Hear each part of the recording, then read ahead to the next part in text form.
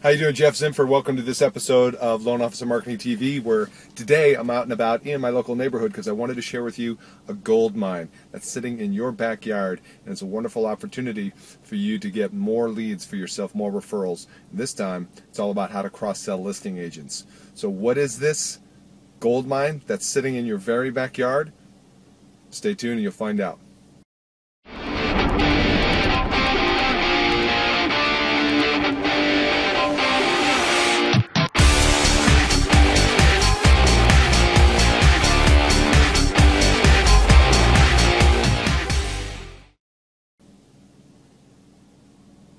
Okay, so welcome back to this week's episode of Loan Officer Marketing TV.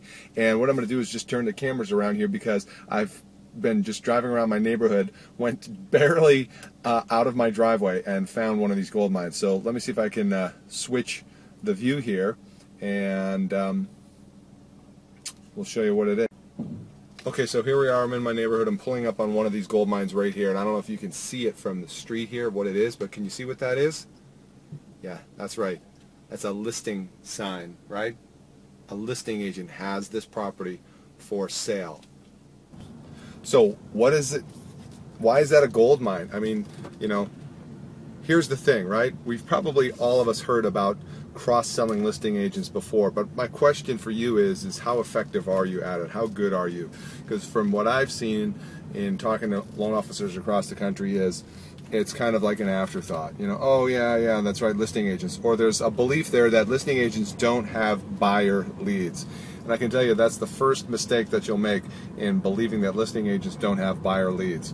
Because for, I forget what the exact statistics are, but about for every sign up that a listing agent has, you know, plus or minus a few points, they generate about 7 to 11 buyer leads per sign they have up for each listing. So you multiply that by a listing agent who has 10 listings or 20 listings, and that's a lot of buyer's leads.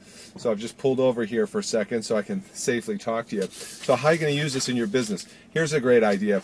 Let's say you're handling the financing for the buyer that's wanting to buy that listing from that agent, right? So that listing agent, that sign I just showed you, that seller is being represented by one agent on one side of the transaction, and you're working with the buyer's agent, and you're representing the buyer handling the financing for that. So here's what you do, and this works very, very well. This is a great way to increase your at-bats and your opportunities from listing agents.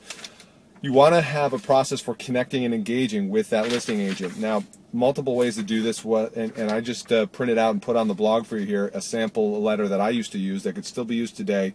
Very effective. As you can see, there's my old Countrywide logo on it. So just to show you that the fundamentals never change, folks, right? It's all about building relationships. And what you should do, my suggestion to you to cross-sell the listing agent is send them an introductory letter that says, congratulations, Mr. or Mrs. Listing Agent. Your transaction for your listing at 123 Main Street is well on its way. And so you go on to introduce yourself in this letter. My name is Jeff Zimfer. I'll be handling the financing for and closing for the purchase of your listing at 123 Main Street in, any town, USA. And I go on to say, you can read it all on the letter there. The bottom line is you want to introduce yourself. You want to establish yourself as one of the top lenders in the area. And you want to make sure that throughout the loan process, you're extending yourself to be available 24 hours a day to answer any questions that you may have. Here's what you want to keep in mind. Here's the listing agent's biggest concern. Is the buyer financing rock solid? Is this a rock solid buyer? Is this transaction going to close, or am I going to have any issues to close? Now, you're probably interfacing with them at some level anyways, or you should be. If you're not, big mistake.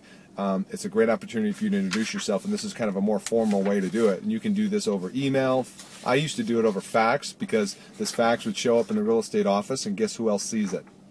Other real estate agents, and they begin to talk it up and say, hey, listing agent, what's this? Oh, actually it's an introductory letter from the lender who's handling the buyer financing for my listing, and it's just saying that they're going to be available 24/7. Here's my office number, here's my processor number, here's my cell phone number.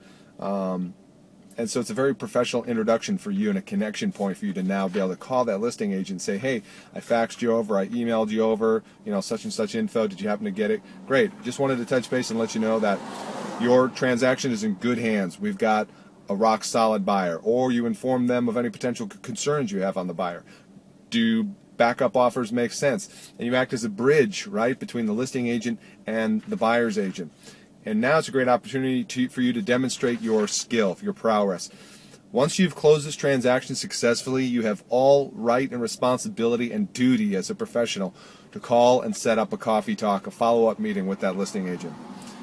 Because you never know where they're at in their business in terms of, do they have a go-to lender? Be glad to be a backup lender for a listing agent, especially if they have a lot of listings and they want a second opinion on buyer approvals that come in through their listing. And that'll be a whole nother blog topic we talk about, is how to get your shoe in the door on multiple listings as a secondary backup confirmation that you've got a rock solid buyer. We're getting off track here. Point is, connect yourself with listing agents, introduce yourself, cross-sell yourself, send them something professional, make yourself available. Also point out in this letter that says your seller, by the way, your seller may need a professional resource for financing their next move. Please offer them my card because we can help them with their next move.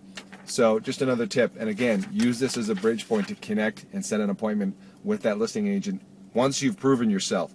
Establish your professionalism, do a great job, wow them with incredible customer service, give them a heads up on any potential issues or delays, and babysit that file like it's your own, or like it's your parents' file, you know, the most important file for you. And then you convert that to an appointment afterwards, and you have a great opportunity to sit down and convert the leads that the listing agent is getting off of their listings into buyer referrals for you, in the best case. In a worst case, you get a backup situation, which will get you at least a couple, 3 deals at bats every quarter. So let me know what you think. Do you like this idea? Have you used this before? How's it worked for you? Please leave your comments or your likes below on the video here. And I hope you enjoyed this week's episode of Loan Officer Marketing TV. See you on the next one. Bye for now.